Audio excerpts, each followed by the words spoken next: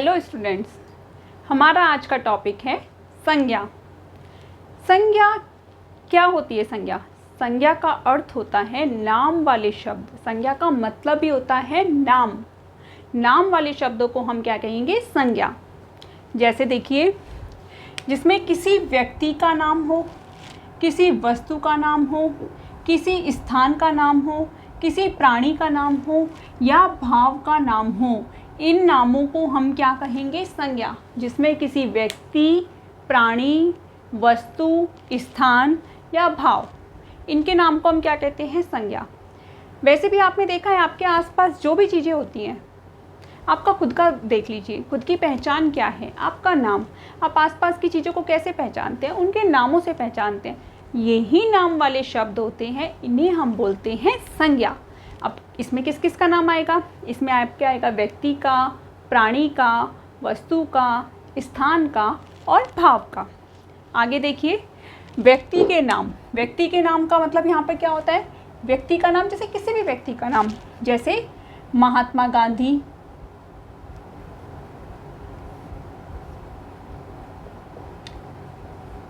आप लिख दीजिए रमेश, वो भी एक नाम है। सुधा, इंदिरा गांधी।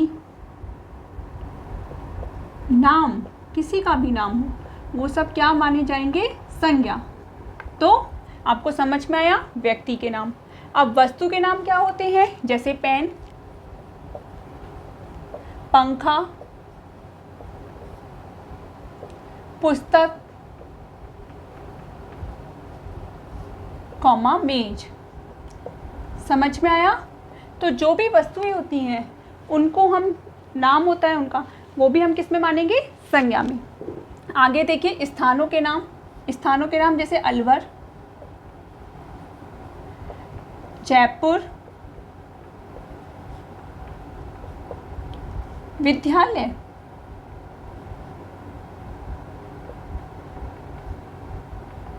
मंदिर।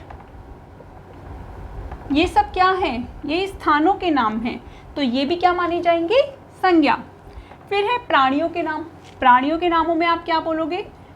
प्राणी, कोई भी प्राणी, चाहे वो छोटे से छोटा हो, चाहे वो बड़े से बड़ा। जैसे तितली हुई, बंदर हुआ, चींटी हुई, हाथी हुआ। ये सब क्या है? प्राणी हैं। इन सब प्राणियों के नाम भी किस में मानेंगे हम? संज्ञा में। फिर है हमारे भावों के नाम। हमारे भाव कैसे होते हैं? जैसे खुशी, क्रोध, घृणा, मिठास। ये सब क्या है? ये सब हमारे भावों के नाम हैं। तो आपको समझ में आया संज्ञा के शब्द क्या होता है? संज्ञा होती है जिसमें किसी व्यक्ति के नाम, किसी वस्तु के नाम, किसी स्थान के नाम, किसी भाव के नाम, किसी प्राणी के नाम हो। इन नामों को हम क्या कहेंगे? संज्ञा। अब है आपकी संज्ञा कितने प्रकार की होती है? तो संज्ञा हमारी होती है 3 प्रकार की। कौन कौन से प्रकार होते हैं? देखिए, फर्स्ट है इसमें व्यक्तिवाचक संज्ञा।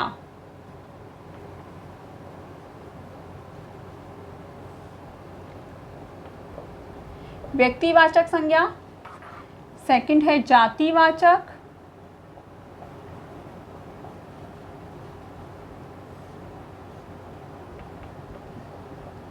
और थर्ड है हमारी भाववाचक संज्ञा।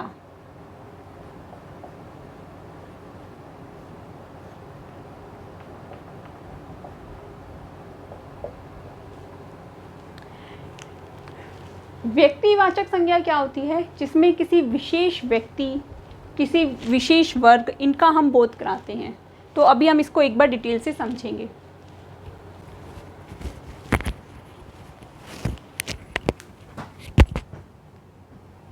संज्ञा के भेदों के बारे में जान रही हूँ।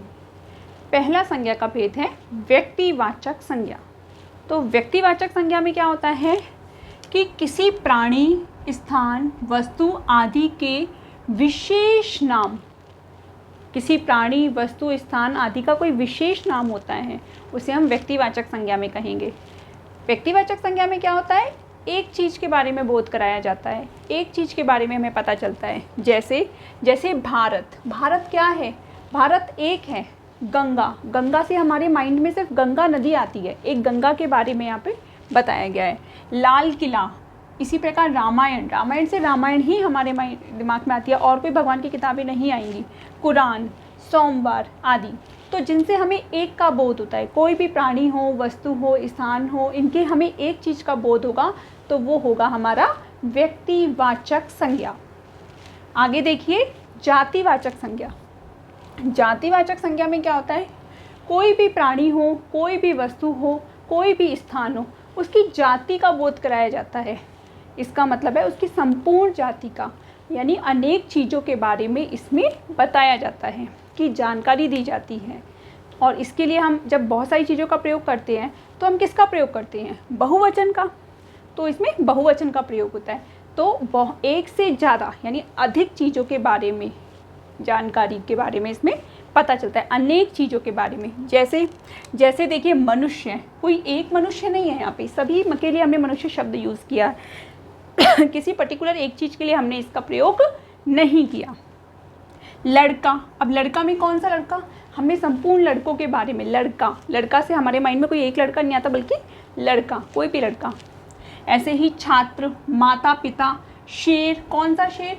सभी शेर के बारे में माइंड में, दिमाग में आता है कि शेर, कौन सा शेर नहीं पता, शेर। इसी प्रकार हाथी आदि।